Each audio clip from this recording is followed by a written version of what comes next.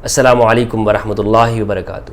آپ نے سنا ہوگا، یہ کہا جاتا ہے کہ سارے صحابہ کرام، وہ چاہے فتح مکہ سے پہلے کے مومن ہوں یا فتح مکہ کے بعد انہوں نے ایمان لایا ہو، سب کے سب سے اللہ سبحانہ و تعالیٰ نے الحسنہ جنت کا وعدہ کیا ہے۔ سورۃ الحدید سورت نمبر 57 کی آیت نمبر 10، اس کی تفسیر آج میں آپ لوگوں کے سامنے کروں گا۔ انشاءاللہ یہ مسئلہ بالکل بے غبار ہو جائے گا کہ فتح کیا ہے، فتح سے مراد کیا ہے، اور اس آیت کی درست تفسیر کیا ہے۔ یہ جو کہا جاتا ہے کہ سب کے سب صحابہ کرام سے اللہ سبحانہ و تعالیٰ نے جنت کا وعدہ کیا ہے، الحسنہ کا وعدہ کیا ہے، یہ تفسیر اس آیت کی جو کی جاتی ہے کہاں تک درست ہے، اس آیت کی اصل تفسیر کیا ہے؟ تو اس گفتگو کو غور سے سنیے گا، اور میں یہ چاہوں گا کہ اس کو آپ نوٹ کرتے جائیں تاکہ یہ آیت تاکہ آپ کو اس چیز کا مطلب آسانی کے ساتھ سمجھ میں آتا رہے۔ اعوذ باللہ من الشیطان الرجیم، بسم اللہ الرحمن الرحیم۔ وما لکم الا تنفقوا فی سبیل اللہ وللہ میراث السماوات والارض۔ کیا ہوا ہے کہ تم اللہ کی راہ میں خرچ نہیں کرتے ہو؟ آیت کا انداز پہ غور کیجیے، آیت کے انداز پہ، وللہ میراث السماوات والارض، اللہ ہی کے لیے آسمانوں اور زمین کی بادشاہت۔ کیوں تم اللہ کی راہ میں خرچ نہیں کرتے ہو؟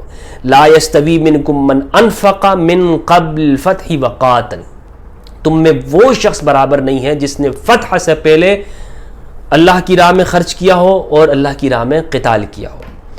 اولئک اعظم درجۃ من الذین انفقوا من بعد وقاتلوا، یہ درجے میں ان لوگوں سے بڑھ کر ہیں جنہوں نے بعد میں یعنی فتح کے بعد میں انفاق کیا ہو اور قتال کیا ہو۔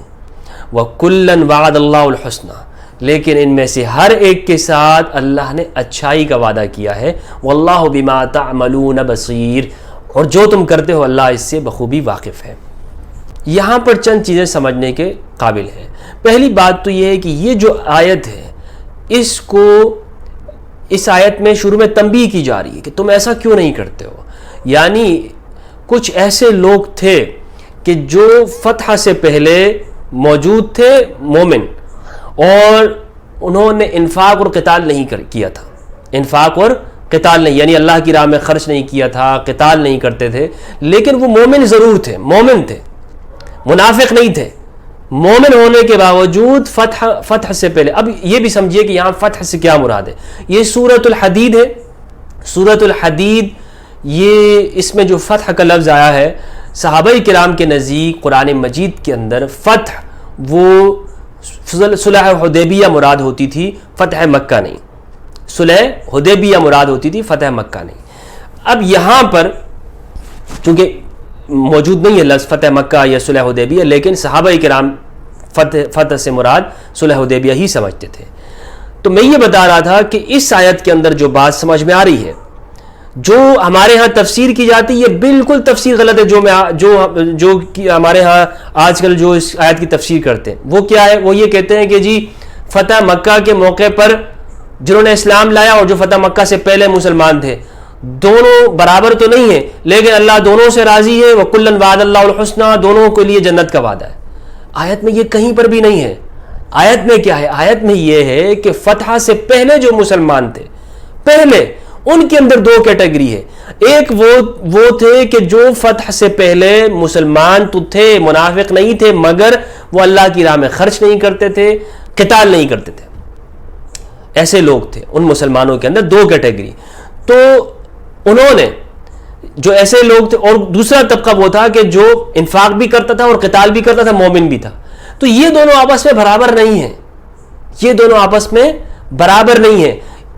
انہوں نے صلح حدیبیہ کے بعد کہیں جا کر قتال اگر کیا ہو، انفاق کیا ہو، قتال کیا ہو، تو اللہ فرماتا ہے کہ جب ضرورت کا وقت تھا، یعنی آپ یہ دیکھ لیں کہ بدر میں زیادہ ضرورت تھی، اور اس کے بعد یعنی بدر میں جب مسلمانوں کا غلبہ ہو گیا کچھ اعتبار سے، تو پھر بعد والوں کا تھوڑا کم اس میں درجہ آتا ہے۔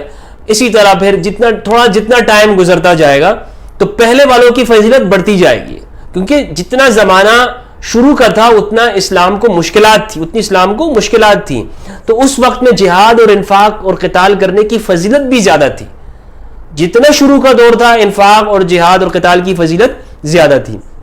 تو لہٰذا ایسے لوگ جو موجود تھے ان سے یہ, اگر وہ شروع میں انہوں نے انفاق اور قتال نہیں کیا, بعد میں جا کے کیا, تو وہ شروع والوں کے درجے میں برابر نہیں ہو سکتے. چاہے جائے کہ اس کی غلط تفسیر کر کے یہ کہہ دیا جائے کہ بھائی جو اس زمانے میں موجود بھی نہیں تھے, فتح مکہ کے موقع پر آ کے کلمہ پڑھتے ہیں, ان کو ہم کیا کر دیں, ان کے برابر کر دیں اور کہیں کہ ان دونوں سے اللہ راضی ہے. یہ آیت میں کہاں ہے بھائی؟ میں سوچ کے یہاں پر تھک گیا, اور آپ لوگ بھی اس کو سوچئے کہ اس آیت میں ایک جگہ پر بھی نہیں ہے, یہ آیت میں موجود یہی کہ فتح کے موقع پر آ کر مسلمان ہوئے ہوں اور یہ لوگ اور دوسرے لوگ تو برابر تو نہیں ہیں, لیکن دونوں سے اللہ راضی. بھائی اس میں مسلمان یا ایمان کا لفظ ہی نہیں ہے. وہ پہلے سے مومن ہیں, ان کے اندر دو تقسیمیں ہیں, اور دو لوگ ایسے موجود ہیں جو انفاق اور قتال فتح سے پہلے کرتے تھے, اور کچھ لوگ وہ ہیں کہ جو انفاق اور قتال فتح سے پہلے نہیں کرتے تھے, فتح سے پہلے. یہ دونوں آپس میں برابر نہیں ہیں, لیکن دونوں سے اللہ راضی ہے, چونکہ دونوں کیا ہیں, سابقون ہیں. دونوں بدر میں موجود تھے, دونوں احد کے زمانے میں موجود تھے. ایسے لوگ صحابہ تھے جو بدر کے موقع پہ موجود تھے لیکن انہوں نے بدر کے اندر جنگ نہیں کی, احد کے موقع پہ موجود تھے لیکن احد میں جنگ نہیں کی. اب سیرت النبی پڑھ لیجیے, ایسے لوگ آپ کو ملیں گے. ٹھیک ہے, تبوک پہ موجود ہے لیکن تبوک پہ جنگ نہیں کی, یہ قرآن میں موجود ہے.